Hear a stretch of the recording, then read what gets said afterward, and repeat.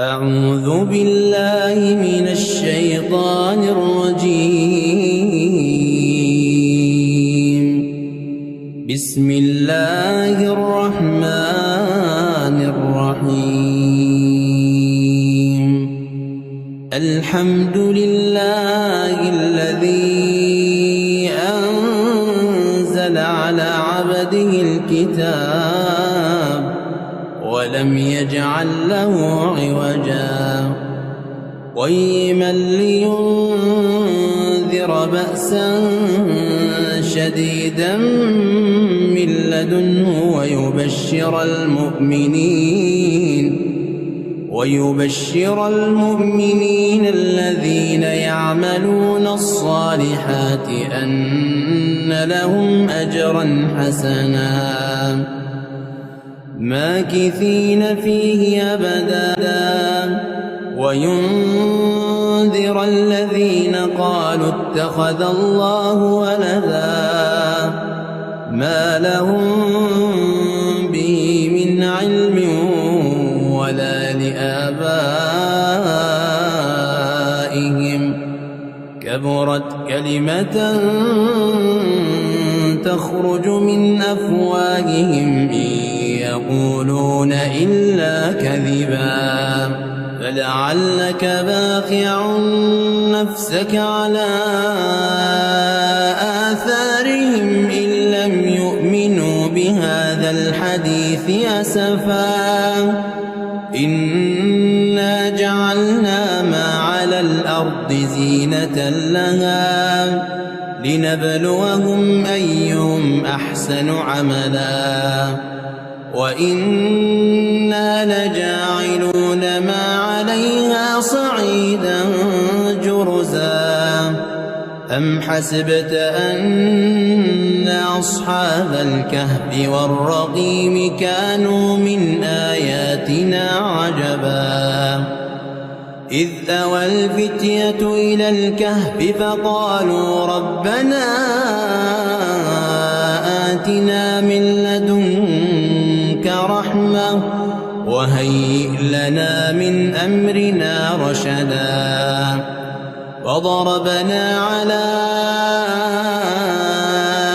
آذانهم في الكهف سنين عددا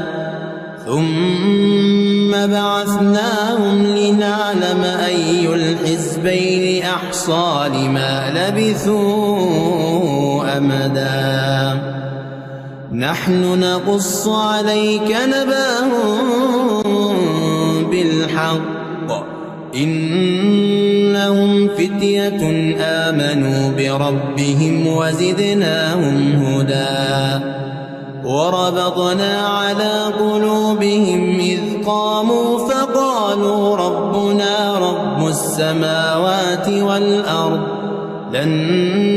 ندعو من دونه إلها لقد قلنا إذا شططا هؤلاء قومنا اتخذوا من دونه آلهة لولا يأتون عليهم بسلطان بين فمن أظلم ممن افترى على الله كذبا وإذ اعتزلتموهم وما يعبدون إلا الله فأووا إلى الكهف ينشر لكم ربكم من رحمته ويهيئ لكم من أمركم مرفقا وترى الشمس إذا طلعت تزاور عن كهفهم ذات اليمين وإذا غربت تقرضهم ذات الشمال وهم في فجوة منه ذلك من آيات الله من يهد الله فهو المهتد ومن يضلل فلن تجد له وليا مرشدا وتحسبهم أيقاظا وهم رقود ونقلبهم ذات اليمين وذات الشمال وكلبهم باسق ذراعيه بالوصيد لو اطلعت عليهم لوليت منهم فرارا ولملئت منهم رعبا وكذلك بعثناهم ليتساءلوا بينهم قال قائل منهم كم لبثتم قالوا لبثنا يوما أو بعض يوم قالوا ربكم أعلم بما لبثتم فابعثوا أحدكم بورقكم هذه إلى المدينة فلينظر أيها أزكى طعاما فليأتكم برزق منه وليتلطف ولا يشعرن بكم أحدا إنهم إن يظهروا عليكم يرجموكم أو يعيدوكم في ملتهم ولن تفلحوا إذن أبدا وكذلك أعثرنا عليهم ليعلموا أن وعد الله حق وأن الساعة لا ريب فيها إذ يتنازعون بينهم أمرهم فقالوا بنوا عليهم بنيانا ربهم أعلم بهم قال الذين غلبوا على أمرهم لنتخذن عليهم مسجدا سيقولون ثلاثة رابعهم كلبهم ويقولون خمسة سادسهم كلبهم رجما بالغيب ويقولون سبعة وثامنهم كلبهم قل ربي أعلم بعدتهم ما يعلمهم إلا قليل فلا تمار فيهم إلا مراء ظاهرا ولا تستفت فيهم منهم أحدا ولا تقولن لشيء إني فاعل ذلك غدا إلا أن يشاء الله واذكر ربك إذا نسيت وقل عسى أن يهديني ربي لأقرب من هذا رشدا ولبثوا في كهفهم 300 سنين وازدادوا 9 قل الله أعلم بما لبثوا له غيب السماوات والأرض أبصر به وأسمع ما لهم من دونه من ولي ولا يشرك في حكمه أحدا واتل ما أوحي إليك من كتاب ربك لا مبدل لكلماته ولن تجد من دونه ملتحدا واصبر نفسك مع الذين يدعون ربهم بالغداة والعشي يريدون وجهه ولا تعد عيناك عنهم تريد زينة الحياة الدنيا ولا تطع من أغفلنا قلبه عن ذكرنا واتبع هواه وكان أمره فرطا وقل الحق من ربكم فمن شاء فليؤمن ومن شاء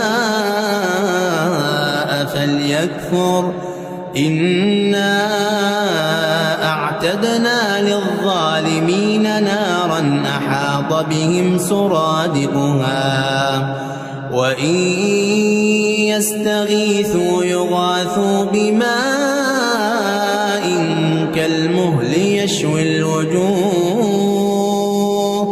بئس الشراب وساءت مرتفقا إن الذين آمنوا وعملوا الصالحات إنا لا نضيع أجر من أحسن عملا أولئك لهم جنات عدن تجري من تحتهم الأنهار يحلون فيها من أساور من ذهب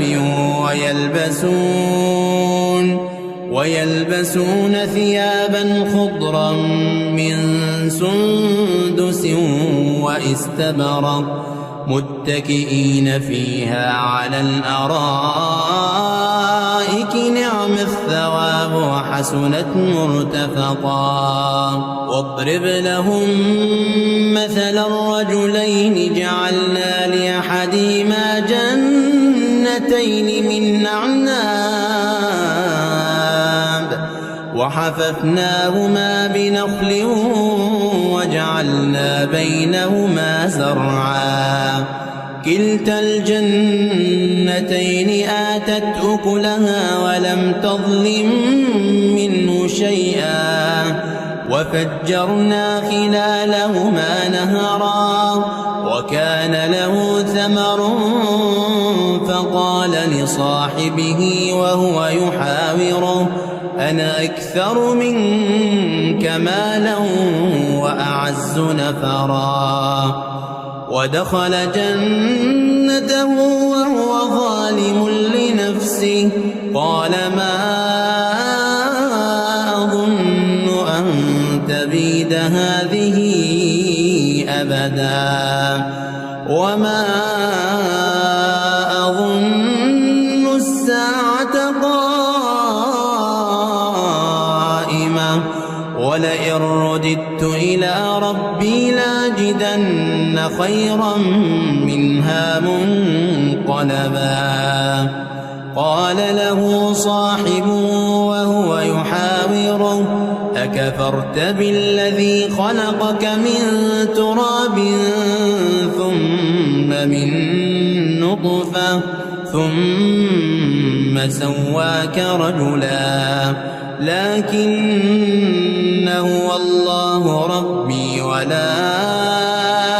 أشرك بربي أحدا ولولا إذ دخلت جنتك قلت ما شاء الله لا قوة إلا بالله إن ترني أنا أقل منك مالا وولدا فعسى ربي أن يؤتيني خيرا من جنتك ويرسل عليها حسبانا من السماء فتصبح صعيدا زلقا أو يصبح ماؤها غورا فلن تستطيع له طلبا وأحيط بثمره فأصبح يقلب كفيه على ما وأنفق فيها وهي خاوية على عروشها ويقول يا ليتني لم أشرك بربي أحدا ولم تكن له فئة ينصرونه من دون الله وما كان منتصرا هنالك الولاية لله الحق هو خير ثوابا وخير عقبا واضرب لهم مثل الحياة الدنيا كماء إن أنزلناه من السماء فاختلط به نبات الأرض فأصبح هشيما تذروه الرياح وكان الله على كل شيء مقتدرا المال والبنون زينة الحياة الدنيا والباقيات الصالحات خير عند ربك ثوابا وخير أملا ويوم نسير الجبال وترى الأرض بارزة وحشرناهم فلم نغادر منهم أحدا وعرضوا على ربك صفا لقد جئتمونا كما خلقناكم أول مرة بل زعمتم أن لن نجعل لكم موعدا ووضع الكتاب فترى المجرمين مشفقين مما فيه ويقولون يا ويلتنا ما لهذا الكتاب لا يغادر صغيرة ولا كبيرة إلا أحصاها ووجدوا ما عملوا حاضرا ولا يظلم ربك أحدا وإذ قلنا للملائكة اسجدوا لآدم فسجدوا إلا إبليس كان من الجن ففسق عن أمر ربه أفتتخذونه وذريته أولياء من دوني وهم لكم عدو بئس للظالمين بدلا ما أشهدتهم خلق السماوات والأرض ولا خلق أنفسهم وما كنت متخذ المضلين عضدا ويوم يقول نادوا شركائي الذين زعمتم فدعوهم فلم يستجيبوا لهم وجعلنا بينهم موبقا ورأى المجرمون النار فظنوا أنهم مواقعوها ولم يجدوا عنها مصرفا ولقد صرفنا في هذا القرآن للناس من كل مثل وكان الإنسان أكثر شيء جدلا وما منع الناس أن يؤمنوا إذ جاءهم الهدى ويستغفروا ربهم إلا أن تأتيهم سنة الأولين أو يأتيهم العذاب قبلا وما نرسل المرسلين إلا مبشرين ومنذرين ويجادل الذين كفروا بالباطل ليدحضوا به الحق واتخذوا آيات وما أنذروا هزوا ومن أظلم ممن ذكر بآيات ربه فأعرض عنها ونسي ما قدمت يداه إنا جعلنا على قلوبهم أكنة أن يفقهوه وفي آذانهم وقرا وإن تدعوهم إلى الهدى فلن يهتدوا إذا أبدا وربك الغفور ذو الرحمة لو يؤاخذهم بما كسبوا لعجل لهم العذاب بل لهم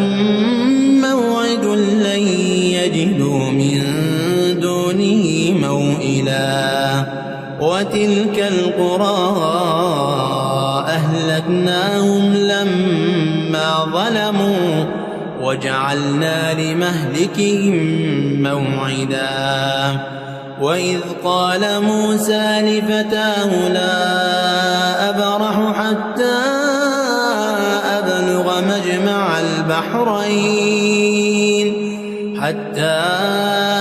أبلغ مجمع البحرين أو أمضي حقبا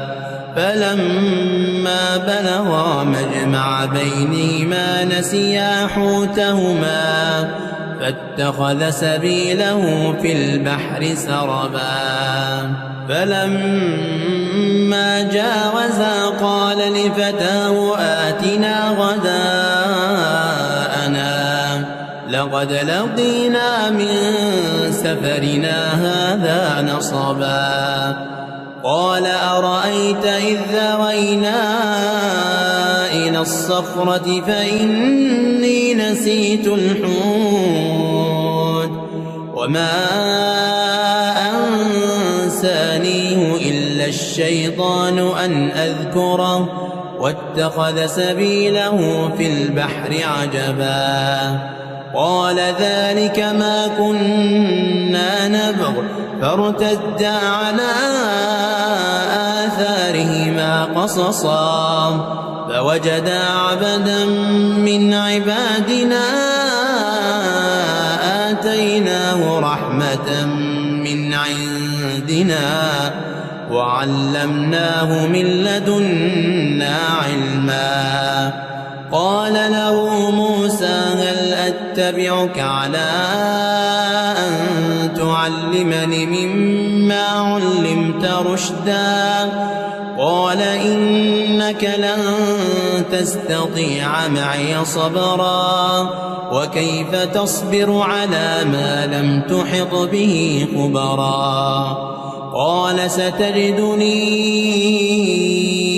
إن شاء الله صابرا ولا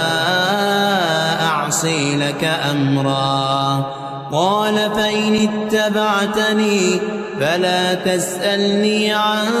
شيء حتى أحدث لك منه ذكرا فانطلقا حتى إذا ركبا في السفينة خرقها قال أخرقتها لتغرق أهلها لقد جئت شيئا إمرا قال ألم أقل إنك لن تستطيع معي صبرا قال لا تؤاخذني بما نسيت ولا ترهقني من أمري عسرا فانطلقا حتى إذا لقيا غلاما فقتله قال قتلت نفسا زكية بغير نفس لقد جئت شيئا نكرا قال لم أقل لك إنك لن تستطيع معي صبرا قال إن سألتك عن شيء بعدها فلا تصاحبني قد بلغت من لدني عذرا. فانطلقا حتى إذا أتيا أهل قرية استطعما أهلها فأبوا أن يضيفوهما فوجدا فيها جدارا يريد أن ينقض فأقامه. قال لو شئت لاتخذت عليه أجرا. قال هذا فراق بيني وبينك سأنبئك بتأويل ما لم تستطع عليه صبرا. أما السفينة فكانت لمساكين يعملون في البحر فأردت أن أعيبها وكان وراءهم ملك يأخذ كل سفينة غصبا. وأما الغلام فكان أبواه مؤمنين فخشينا أن يرهقهما طغيانا وكفرا فأردنا أن يبدلهما ربهما خيرا منه زكاة وأقرب رحما. وأما الجدار فكان لغلامين يتيمين في المدينة وكان تحته كنز لهما وكان أبوهما صالحا فأراد ربك أن يبلغا أشدهما ويستخرجا كنزهما رحمة من ربك وما فعلته عن أمري ذلك تأويل ما لم تسطع عليه صبرا. ويسألونك عن ذي القرنين قل سأتلو عليكم منه ذكرا. إنا مكنا له في الأرض وآتيناه من كل شيء سببا فأتبع سببا حتى إذا بلغ مغرب الشمس وجدها تغرب في عين حمئة ووجد عندها قوما قلنا يا ذا القرنين إما أن تعذب وإما أن تتخذ فيهم حسنا. قال أما من ظلم فسوف نعذبه ثم يرد إلى ربه فيعذبه عذابا نكرا. وأما من آمن وعمل صالحا فله جزاء الحسنى وسنقول له من أمرنا يسرا. ثم أتبع سببا حتى إذا بلغ مطلع الشمس وجدها تطلع على قوم لم نجعل لهم من دونها سترا. كذلك وقد أحطنا بما لديه خبرا. ثم أتبع سببا حتى إذا بلغ بين السدين وجد من دونهما قوما لا يكادون يفقهون قولا. قالوا يا ذا القرنين إن يأجوج ومأجوج مفسدون في الأرض فهل نجعل لك خرجا على أن تجعل بيننا وبينهم سدا. قال ما مكنني فيه ربي خير فأعينوني بقوة أجعل بينكم وبينهم ردما آتوني زبر الحديد حتى إذا ساوى بين الصدفين قال انفخوا حتى إذا جعله نارا قال آتوني أفرغ عليه قطرا فما استطاعوا أن يظهروا وما استطاعوا له نقبا قال هذا رحمة من ربي فإذا جاء وعد ربي جعله دكاء وكان وعد ربي حقا وتركنا بعضهم يومئذ يموج في بعض ونفخ بالصور فجمعناهم جمعا وعرضنا جهنم يومئذ للكافرين عرضا الذين كانت أعينهم في غطاء عن ذكري وكانوا لا يستطيعون سمعا أفحسب الذين كفروا أن يتخذوا عبادي من دوني أولياء إنا أعتدنا جهنم للكافرين نزلا قل هل ننبئكم بالأخسرين أعمالا الذين ضل سعيهم في الحياة الدنيا وهم يحسبون أنهم يحسنون صنعا أولئك الذين كفروا بآيات ربهم ولقائه فحبطت أعمالهم فلا نقيم لهم يوم القيامة وزنا ذلك جزاؤهم جهنم بما كفروا واتخذوا آياتي ورسلي هزوا إن الذين آمنوا وعملوا الصالحات كانت لهم جنات الفردوس نزلا خالدين فيها لا يبغون عنها حولا قل لو كان البحر مدادا لكلمات ربي لنفد البحر قبل أن